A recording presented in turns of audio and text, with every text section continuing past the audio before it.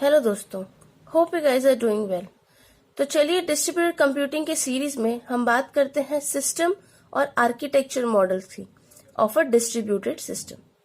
तो system model या फिर जिसे मैं कहूँ architecture model, it has 4 types: layered architecture, object based architecture, data centred architecture and event based architecture. तो सिस्टम मॉडल या फिर जिसे कहें आर्किटेक्चर मॉडल, उसके 4 टाइप्स हैं। What is layered architecture? All the components are organized in a layered manner. तो layered architecture में सारे के सारे जो components होते हैं वो एक layered manner में organized होते हैं. Component at any layer is allowed to call components at its underlying layer. तो at a particular layer जो भी component होता है वो उसके underlying layer से दूसरे components को call कर सकता है. ठीक है, for example देखिए यहाँ पे you have this layer architecture का स्ट्रक्चर और द डायग्राम। तो जैसे कि ये लेयर जो है, ये लेयर का जो कंपोनेंट है वो लेयर n है, ये करेक्ट। तो ये n-1 के लेयर के कंपोनेंट्स को बुला सकता है, इट कैन कॉल।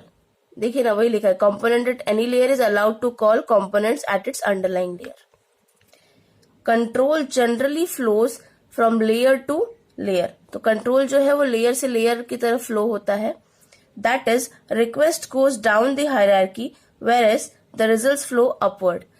तो रिक्वेस्ट जो है to call a particular layer, ये डाउन की तरफ जाता है, मतलब सबसे ऊपर जो लेयर होता है, टॉप मोस्ट लेयर से बॉटम लेयर की तरफ रिक्वेस्ट जाती है फॉर एक्सेसिंग और for calling the layers. And results जो है, जब कॉल होता है तो जो रिस्पॉन्स मिलता है, रिजल्ट जिसे कहते हैं, रिस्पॉन्स फ्लो, सो वो बॉटम से टॉप की तरफ जाता है। सो टॉप से बॉटम की तरफ क्या होता है, रिक्वेस्ट फ्लो होता है, एंड बॉटम से टॉप की तरफ रिस्पॉन्स फ्लो होता है।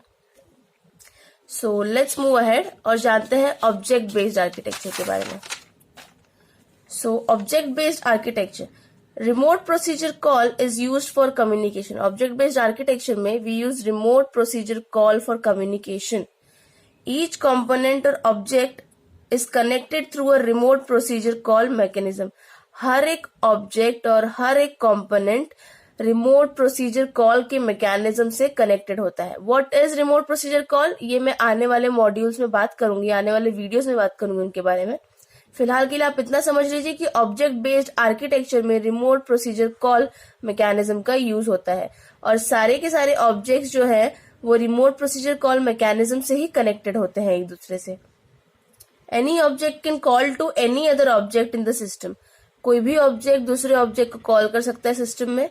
The called object can return data और information to the calling object. तो जब भी किसी ऑब्जेक्ट को कॉल होगा तो वो ऑब्जेक्ट डेटा या फिर इंफॉर्मेशन रिटर्न करेगा जो उसे कॉल कर रहा है उसको। ओके, जो भी object, suppose this object is calling to this object, तो ऑब्जेक्ट 1 ऑब्जेक्ट 2 को कॉल कर रहा है कुछ डेटा या इंफॉर्मेशन के लिए। तो ऑब्जेक्ट 2 क्या करेगा, जो रिक्वायर्ड डेटा इंफॉर्मेशन है बाय ऑब्जेक्ट 1 वो ट्रांसमिट करेगा। That's how it take place. तो ये देखिए object based architecture, each and every object is connected to each other. This object is connected to this object connected to this is connected to this is connected to this। ऐसे सारे के सारे interconnected हैं, सारे के सारे objects. So this is object based architecture। आगे बढ़ते हैं, data centred architecture.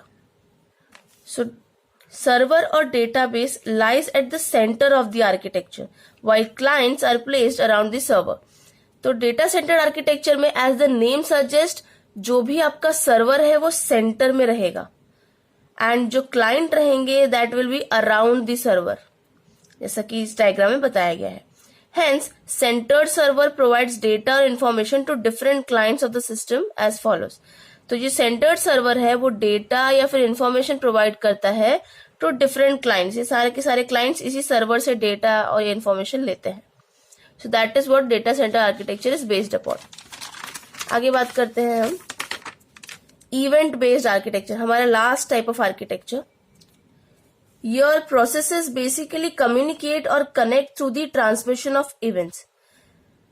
Event based architecture में जितने भी प्रोसेसेस होते हैं वो कैसे कम्युनिकेट करते हैं, फिर कैसे कनेक्ट करते हैं, इवेंट्स के ट्रांसमिशन की वजह से, जो डेटा और इंफॉर्मेशन भी कैरी करते हैं। तो इवेंट्स क्या करते हैं, इवेंट्स का काम है डेटा और इंफॉर्मेशन कैरी करना, एंड प्रोसेसेस जो होती हैं वो इवेंट के ट्रांसमिशन से ही कम्युनिकेट करती हैं या फिर कनेक्ट करती हैं एक दूसरे से। Fundamental idea behind the event based architecture is that processes announce events.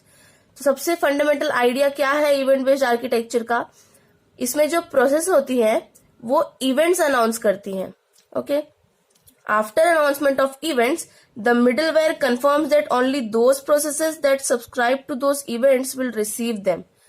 तो जब इवेंट्स अनाउंस होते हैं तो उस टाइम पे प्रोसेसेस को क्या करना पड़ता है, सब्सक्राइब करना पड़ता है उन इवेंट्स को, एंड मिडलवेयर क्या मेक श्योर करता है कि उन्हीं प्रोसेसेस को एक्सेस हो या फिर उन्हीं प्रोसेसेस को वो इवेंट रिसीव हो जिन्होंने उस इवेंट के लिए सब्सक्राइब किया हुआ है।